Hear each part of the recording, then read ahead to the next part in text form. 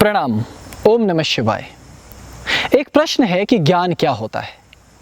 तो ज्ञान क्या होता है ये आप खुद बताइए।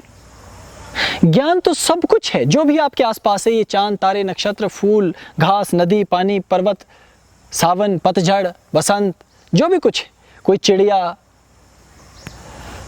कोई ध्वनि, कोई खुशबू, तमाम चीज़ें, कोई रंग, ये रोशनी भी जो मेरे ऊपर पड़ रही है। अभी देखिए इस सूर्य का प्रकाश, अभी ठीक दोपहरी है और सीधे मेरे ऊपर सूर्य का प्रकाश पड़ रहा है।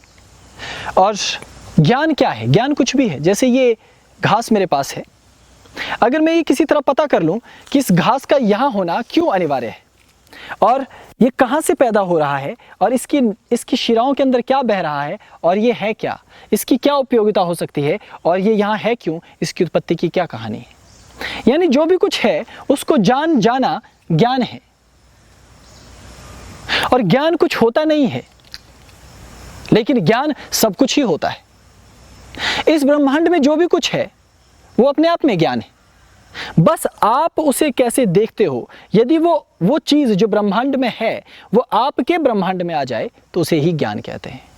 उतर जाने को ज्ञान कहते हैं। इसे कैसे समझेंगे हम? देखिए हमारा ये सर है ना, ये जो खोपड़ी है, इसके अंदर एक मस्तिष्क है, एक दिमाग। सोचिए उस मस्तिष्क के पास कोई इंद्रियां ही नहीं है, बस वो बिल्कुल एक डब्बे में बंद है। तो वो क्या करेगा? तब भी वो उबलता रहेगा, तब भी उसमें स्पंदन होता रहेगा, तब भी वो प्रयासरत रहेगा, कोशिश करता रहेगा, तब भी वो कोई न कोई छिद्र ढूंढ निकालेगा जिसमें से वो बाहर झांक सके, तांग झांक कर सके। इसलिए मस्तिष्क इंद्रियों के नहीं होने पे भी अस्तित्व में रहता है, क्योंकि वो कुछ जानने के लिए बना है। इसलिए उसकी निरंतर वृत्ति है कि वो तलाश करता रहे, जानता रहे, खोजता रहे। और ब्रह्मांड में सब कुछ जानने के लिए ही तो है। हमारे आसपास जो भी है हम उसे जान पाएं, ये जरूरी है। जैसे यदि दिन है तो क्यों है, रात है तो क्यों है, सूर्य है तो क्यों है, चंद्रमा है तो क्यों है, आप हैं तो क्यों है, मैं हूं तो क्यों है, ये विज्ञान है तो क्यों है, विज्ञान के सिद्धांत और नियम है तो क्यों है। ये सब जानना जरूरी है ना। और यदि आप ये जान जाए तो उसे ज्ञान होना कहते हैं। और ये ज्ञान कौन प्राप्त करता है? दृष्टा।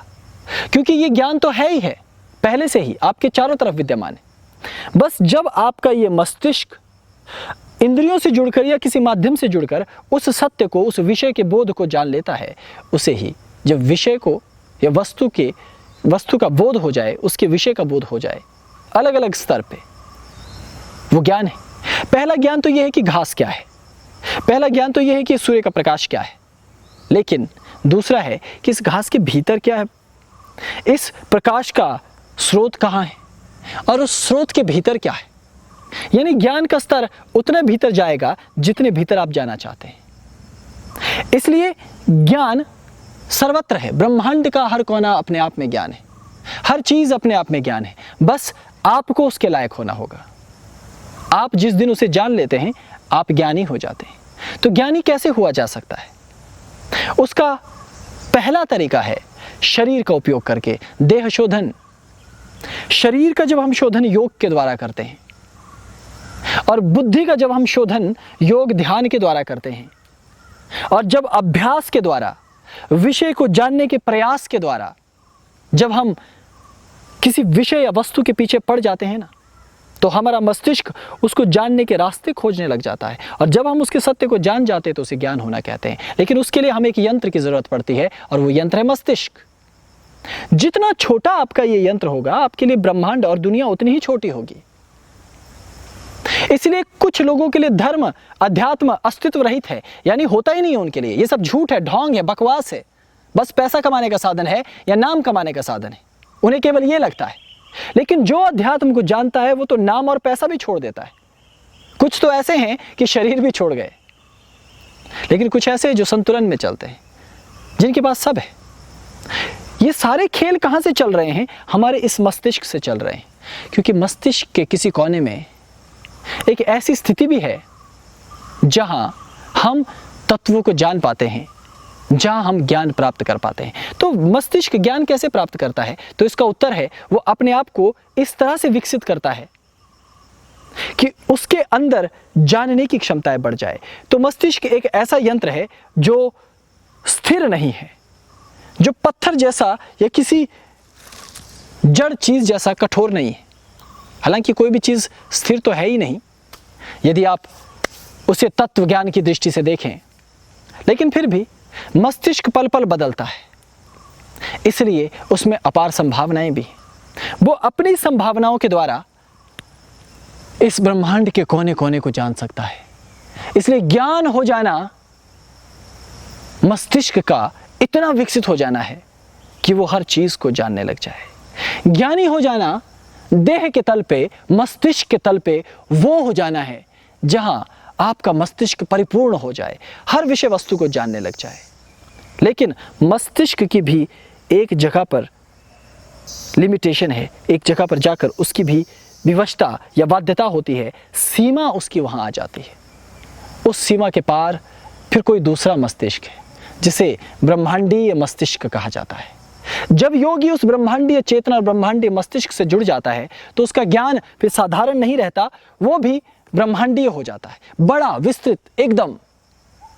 तब उसके लिए चांद सितारे अपना ज्ञान का रास्ता खोल देते हैं, तब उसके लिए सृष्टि के सूक्ष्म तत्व अपना रास्ता खोल देते हैं, तब उसकी जिंदगी बदली बदली हुई सी हो जाती है, तब उसकी दृष्टि बदल सी जाती है। और ऐसे व्यक्ति को आप और हम ज्ञानी कहते हैं। इसलिए ज्ञान क्या है? ज्ञान तो सब कुछ है, सर्वत्र है।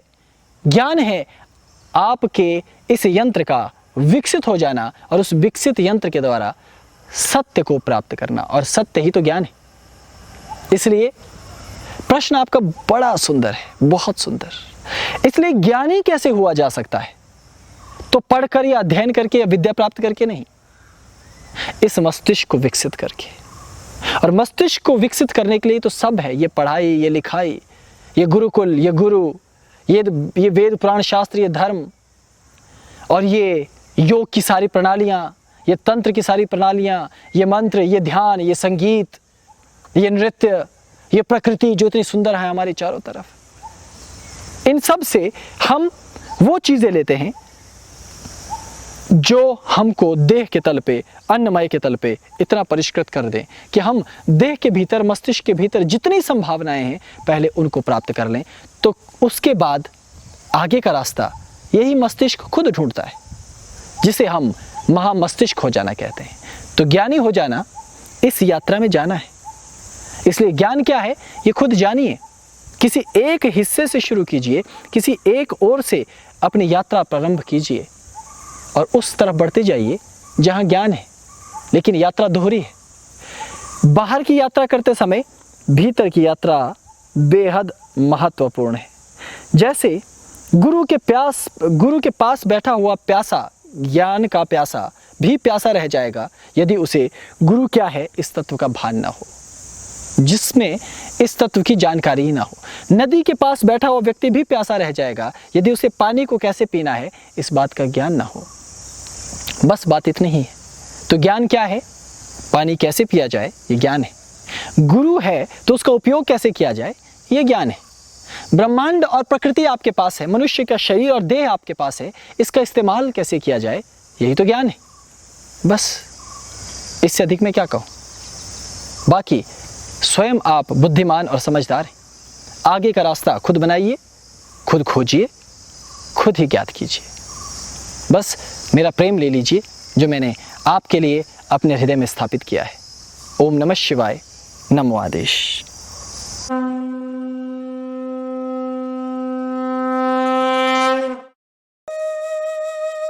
प्रणाम।